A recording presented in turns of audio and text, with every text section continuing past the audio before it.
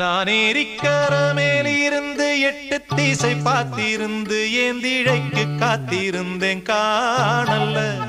மணி 7 8 ஆன பின்னும் ஊரடங்கி போன பின்னும் சோறு தண்ணி வேணும்னு தோணல்ல.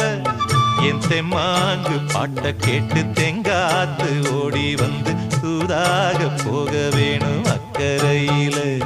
நான் உண்டான ஆசைகளை உள்ளார பூட்டி வச்சு ஒத்தேல வாடுறேனே இக்கரையில.